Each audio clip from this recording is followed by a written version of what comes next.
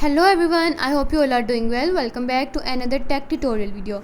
In today's video, I'm going to show you how to fix the Monster Hunter Wilds not responding issue on your PC or laptop.